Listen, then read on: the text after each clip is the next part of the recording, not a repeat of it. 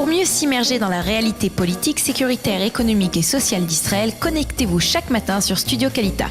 Daniel Haïk vous y attend pour sa revue de la presse. Voilà, il est 8h40 très exactement. C'est l'heure de la revue de la presse et des médias israéliens. Et ce matin, tous les quotidiens israéliens et les sites d'information délaissent quelque peu le dossier iranien pour se focaliser sur le discours antisémite et négationniste prononcé lundi soir par Mahmoud Abbas. C'est un discours qui a provoqué un flux sans précédent de condamnations, non seulement au sein de la classe politique en Israël, mais aussi dans la communauté internationale, des condamnations de diverses intensités. Les journaux rappellent que devant le Conseil national palestinien lundi soir à Ramallah, Abbas est revenu sur l'essentiel de sa thèse de doctorat négationniste concernant la Shoah. Nous en avons parlé il y a quelques instants avec le docteur Simi Epstein.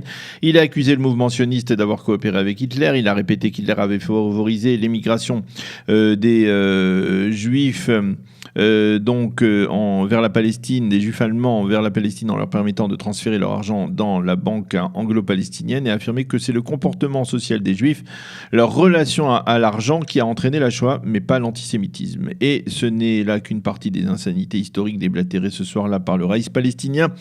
Ces propos ont donc été condamnés par l'ensemble de la classe politique israélienne. Hier, le président de l'État, Reuven Rivlin, a réagi d'Addis Abeba, où il se trouve en visite officielle, en affirmant que l'on ne peut dialoguer avec un antisémite pour la paix. C'est le Premier ministre Binyamin Netanyahou qui a libéré de son temps pour réagir près de 48 heures après les propos du Raïs palestinien. Un négationniste reste un négationniste, a dit M. Netanyahou, qui a affirmé que le narratif utilisé par Abbas était un ignoble narratif emprunté aux antisémites. M. Netanyahou a appelé la communauté internationale à réagir et à condamner ces propos. Et la communauté internationale les a effectivement condamnés. L'Union européenne les a qualifiés d'inacceptables. Le chef de la diplomatie allemande, Heiko Maas, a affirmé que son pays portait exclusivement la responsabilité des crimes commis pendant la Shoah, le crime le plus terrible de l'histoire de l'humanité, a-t-il dit, et qu'il faut protester contre et s'élever contre toute forme et toute expression d'antisémitisme. Quant aux Américains, bien, ils ont été les plus virulents. Le conseiller Donald Trump au Proche-Orient, Jason Greenblatt, a déclaré: ces déclarations sont irrecevables et inquiétantes, elles ne peuvent pas servir les intérêts du peuple palestinien, on ne peut construire la paix sur une telle base. Quant à David Friedman, l'ambassadeur des États-Unis en Israël, il a affirmé que ceux qui accusent Israël d'être responsable de l'impasse actuelle du processus de paix réfléchissent un petit peu plus après de telles déclarations. Sachez que le Times of Israel, dans sa version en français, a affirmé que ce discours n'a eu que très peu d'écho en France et en particulier dans les médias français. C'est le journaliste Claude Askolovitch qui le constate également dans un tweet. En dehors de France Inter et du Monde, la nouvelle n'a pas bouleversé les médias français, écrit-il hier.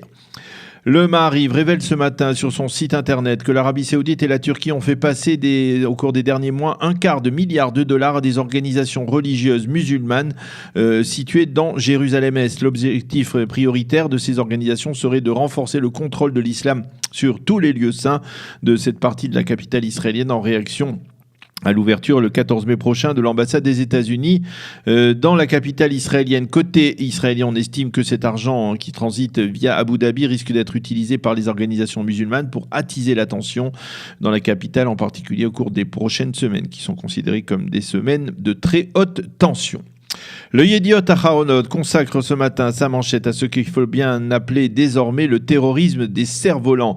Il s'agit de ces cerfs-volants utilisés par les terroristes du Hamas dans la bande de Gaza pour transporter des bouteilles incendiaires du côté israélien de la frontière et incendier des champs et peut-être même causer des dégâts plus sérieux. Et ces bouteilles incendiaires mettent le feu à des champs dans le pourtour de la bande de Gaza. D'ailleurs, les agriculteurs israéliens se disent désespérés par ce phénomène sans précédent et ils exigent du gouvernement qu'il prenne des mesures pour enrayer la poursuite de ce nouveau terrorisme. Restons dans le Yediot Aharonot avec un titre intéressant un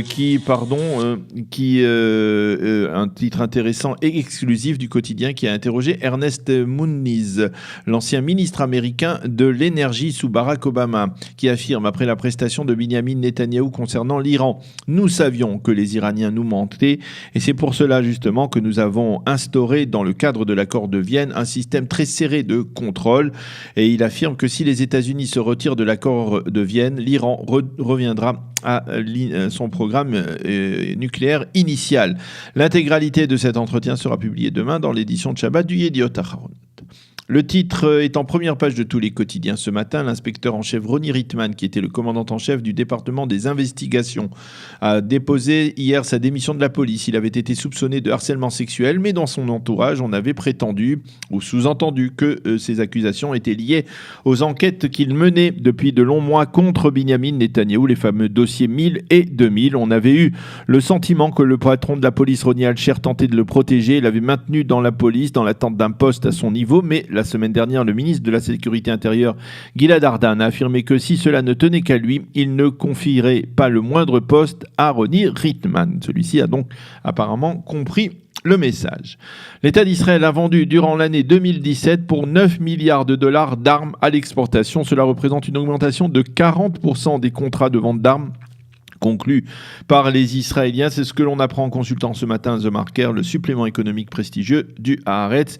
Et cette augmentation sensible est due essentiellement à la conclusion d'un très important marché avec l'Inde. Il s'agit de la vente de missiles Barak 8 pour la bagatelle d'1,6 milliard de dollars.